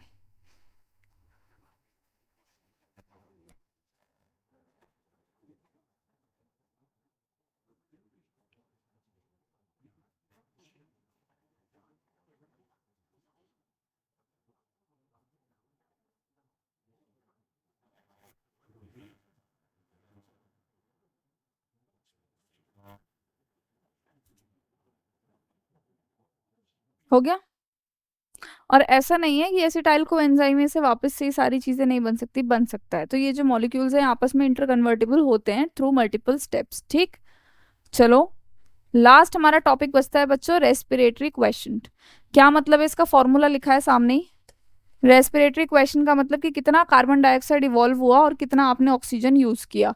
तो अगर हम बात करें C6H12O6 की, तो इसमें हमने कितना कार्बन डाइऑक्साइड यूज किया था बच्चों, सॉरी कितना ऑक्सीजन यूज किया था, और कितना कार्बन डाइऑक्साइड प्रोड्यूस हुआ था, वाटर मॉलिक्यूल्स, वो सारी बात की बात है। अब यहाँ पे रेस्पिरेटरी क्वेश्चन में हमसे पूछा है कितना कार्बन डाइऑक्साइड इवॉल्व हुआ, कितने मॉलिक्यूल, 6 मॉलिक्यूल्स ऑफ CO2। कितना ऑक्सीजन यूज हुआ, 6 मॉलिक्यूल ऑफ ऑक्सीजन। तो रेस्पिरेटरी क्वेश्चन क्या आ गया? तो कार्बोहाइड्रेट में रेस्पिरेटरी क्वेश्चन क्या होता है, 1। सबका याद रखना है आपको, प्रोटीन का क्या होता है, ये सब क्या होता है। तो यहाँ लिखा भी है कि जो कार्बोहाइड्रेट है उसका RQ की वैल्यू क्या होने वाली है, 1। इसका मतलब जितना भी कार्बन डाइऑक्साइड इवॉल्व हुआ है उतना ही ऑक्सीजन आप लोग यहाँ पे यूज कर रहे हैं। ठीक,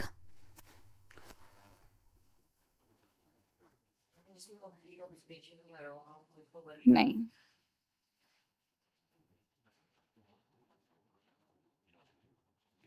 लिख लिया, फॉर्मूला लिखो और कार्बोहाइड्रेट का RQ 1 लिखो। किसके?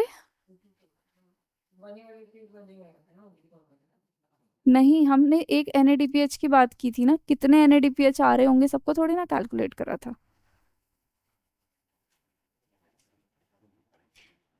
ठीक है, क्या उनमें नहीं होता ये ना, उनमें ऑक्सीजन ही नहीं है ना। चलो अब ये देख लो, ग्लूकोज वाला ही है ये तो, यानी कार्ब का बता दिया, RQ की वैल्यू 1 है। ट्राई पाल्मिटिन बच्चों फैटी एसिड होता है, तो यहाँ पे फैट की जो वैल्यू है देख लो क्या है, 0.7। डायरेक्ट याद कर लो, फैट की वैल्यू क्या आती है, 0.7, और प्रोटीन्स की क्या आती है, 0.9। तो RQ वैल्यू कार्ब की है 1, फैट की है 0.7, प्रोटीन की है 0.9। इसको लिख लो और इसको याद कर लेना। तो इस तरीके से चैप्टर खत्म है। फिर से बोल रही हूँ, प्लांट का नहीं है, सभी में सेल्यूलर रेस्पिरेशन बिल्कुल यही स्टेप से होता है।